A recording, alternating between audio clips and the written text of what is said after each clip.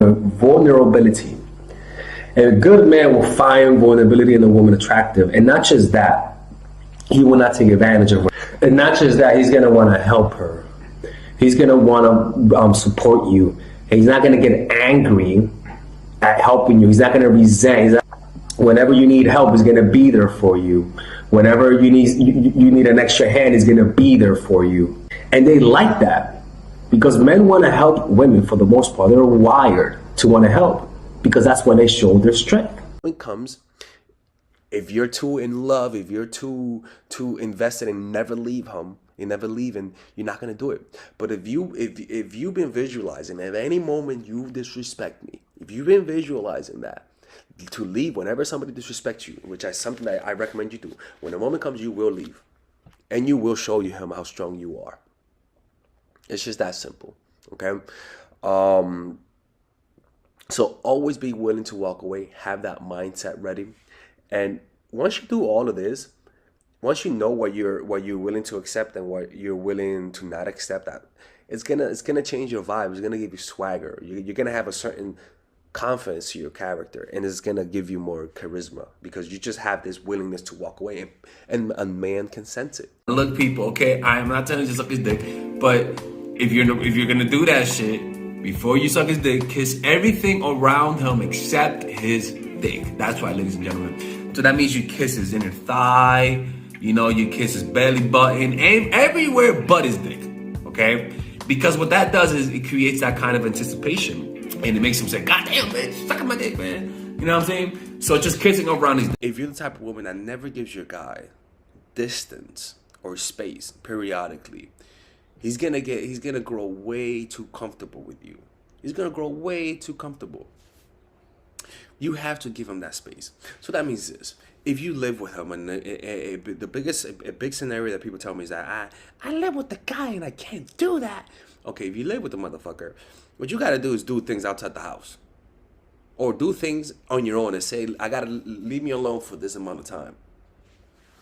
Because just like anything, if you get inundated by something every single day, your body is not gonna react to it anymore.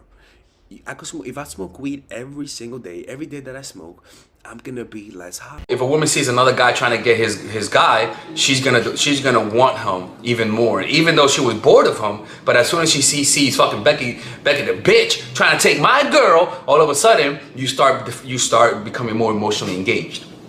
So you'll notice this happens naturally, right? It's almost like when you're in a toxic relationship, the toxicity, the arguing, the fighting, kind of just brings you back into the relationship, right? So it's the same thing with this, right? The reason why the pain causes attraction is because it doesn't make a guy pull away. It actually brings him closer to you. It's almost like if you destroy his ego, if you make him feel like a fool, if you play him in a way, you might think that the guy might not want to see you no more. In fact, he might want to see you more because you made him feel like shit. If you're the one that causes pain, then you're the only thing that can make him feel good about himself. Because you're trying to figure it out. You're like, he's straight, but what? It's attractive. It creates that. What? That like you can't. You're like, what? The way he talks and the way he looks don't make any sense. That doesn't make any sense. Is the charisma? Is the attractive element? Is what brings people to you out of sheer fascination. But that's the extreme. You can create that friction, that spark of charisma, through subtler ways, which is natural to everybody. You just have to look inside. Did you always wanted to play basketball? Did you always wanted to do something that's male, that's like male related? That's not something feminine. Did you always wanted to do that? Go ahead and do it. If he likes you deep down and he still doesn't feel like he likes you, ignoring the guy could potentially accelerate the process. Now, when you ignore the guy, it's always good to have an excuse. Don't say I ignored you because you said this. No. Make an excuse and make up some bullshit excuse. Say your grandma fell down the stairs. Say your grandma choked on a fucking pork chop. I don't give a fuck. Just make sure you don't say it's because I did that because you were being this. The only time when I tell you to do it because he's doing something wrong is when it's getting to the point where if he doesn't do this, I'm leaving.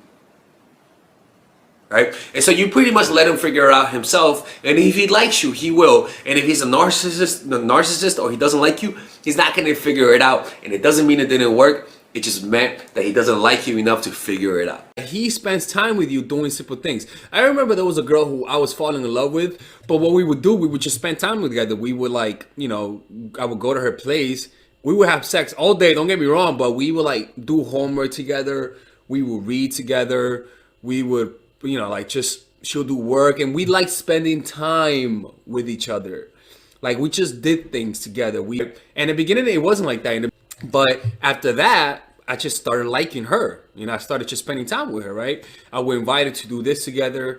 And so it wasn't just sex. I was invited to do yoga together, you know? So it's kind of like when a guy's falling for you, you know, you like I said earlier, you want to pay attention to the difference in things that he does, right? Something you cannot do is spend more time with him. If you feel like he's losing interest, you got to give that motherfucker space. You got to give him space. You gotta give that guy space, because if you don't give him space, what that's gonna do is that's gonna make him want more space. By giving him space, it makes him, you giving him a chance, you're giving him space to miss you. All right? So don't be wanting to spend more time, because I know that's what you want. I get it. But you gotta think long term. All right? You have to think long term, Angel. You gotta think long term. You feel me? You gotta have some turmoil. You gotta have some ups and downs. It pretty much becomes toxic, right? So, because it's not natural to keep desiring a woman all the time. So what you gotta do is learn to maintain a little bit of mystery. Use your head, plan out things, give them some random little surprises. Yes, it takes planning. Yes, it takes thinking. That's why most people don't do it right.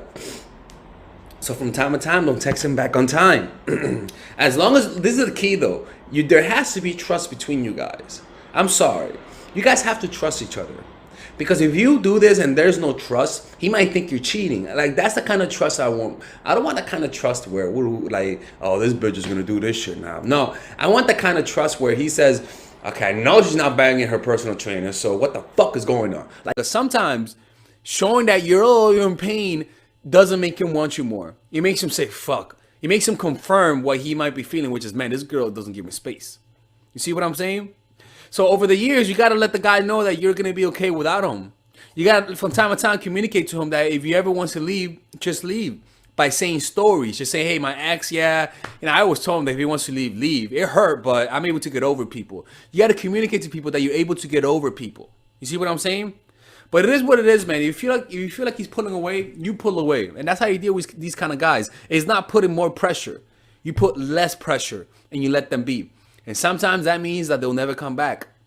And it is what it is, unfortunately. So some other things that you could do is when you give him a flirty look, from time to time, you don't even look at the motherfucker. You don't even make eye contact with him. And that's another way to send mixed signals. It's all about sending a mixed signal. It could be, I like you, and then I don't like you. It could be, I'm being super polite, and now I'm giving you a very sexually suggestive look. Which one is it? I don't know, right? All of those things just makes people think about you. But if that love is not in there, it's not going to do him anything. He's just going to realize it, but it's not going to make him chase. And that's a sign, because if you pull away, he doesn't chase. It's either he's a narcissist because of his ego. He or watches my channel, which is the least likely, right? Or he doesn't like you, which is the most likely. You know? When you pull away and he doesn't chase you, doesn't mean it didn't work. It doesn't mean the motherfucker don't like you, girl. Deal with it. That's life. Don't show that it's affecting you. Now, this relates to when you guys haven't been together for a while. If you guys live with each other, or you guys been together for a long time, it's hard to hide. But what you could do is show strength. And even though if you're hurt, you gotta show him that you're able to live without him. You're able to live without him. You know what I'm saying? Like, and that's easier said than done, but because what you want him to feel is that you're losing interest. So you then, if he wants to make you feel that, you then start doing the same shit. You start pulling away. Because maybe he's pulling away because you were too there for him. You were too available. If you feel like he's pulling away, you got to give him that space. You cannot find an excuse and not show the pain that he has. If you want to watch more amazing toxic content like this, follow me on my YouTube channel, and follow me on Instagram. You'll see it right here. Another thing that you could do is what I always teach, right? Is the way that you text. You have to create that texting pattern. The 2 hours and then the 2 hours and then the 3x20. What that means is the first text of the day, you take 2 or 3 hours to respond, like I always say. After that, you go back and forth with him 3 times, taking between 5 to 20 minutes in between responses, right? And what that does is that it creates that kind of uncertainty. Make sure when you're with him, you don't have your phone around you. Make sure that from time to time you break that pattern. Out of 20% of the times, you just break it. In other words, you just literally reverse it. That means you start texting him on time. That means when he texts you the first time, you respond fast. So pain could be, once again, pulling away, right? Making him feel like he's making him feel like he's making him feel like you're losing him. It could be that you make him create some jealousy. It could be that you do a preemptive breakup. You break up with him, right? And that's why when you break up with somebody and they come back more submissive. Why? Because there was pain involved. Pain is the ultimate way. It may not be healthy, but it's the ultimate way to create for somebody to love you. He needs to feel some pain. It could be the fear of losing you. It could be the fact that you're not texting him back as fast. And if you notice this, you usually end up realizing you love the person when you react to. All right, ladies and gentlemen, if you guys ever want to learn how to use your feminine energy to influence people, learn how to use your masculine energy to become more assertive, and also learn how to blend both energies to improve your dating life, your spiritual life, honestly, your relationship life, your family life, your career life, this is the course for you. If I had to make a course for my nieces, I have 2 nieces. One is 19 and one is 15.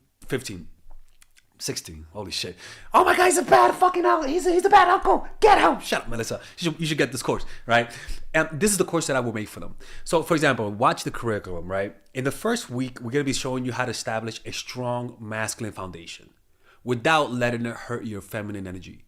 This masculine foundation is a source of who you are, right? It's your bodyguard. Without this, whatever feminine energy you create will be destroyed by the outside, because your masculine is your shield. So we'll talk about goal setting. We'll talk about how to develop a serious attitude.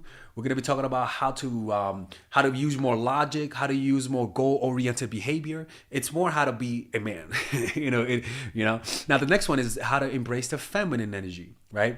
This one will teach you about how to minimize excessive masculine traits, developing self-awareness, healing abundant feminine energy, regulating your emotion, mastering voice qualities and facial expressions, surrendering control, and allowing pain to be felt. This is honestly, this will supercharge, like Kaioken, your masculine energy. After that, we have femininity in the workplace and how to be feminine in the workplace without letting people take advantage of you, and the nuances of how women on power should behave versus women who are subordinates in the workplace, and even the dress code. This is based on psychology, people. It's kind of insane. I'm actually excited about this one. The next week, we talk about navigating the labyrinth of male and female friendship. And this, a lot of women find confusing, so we talk about that.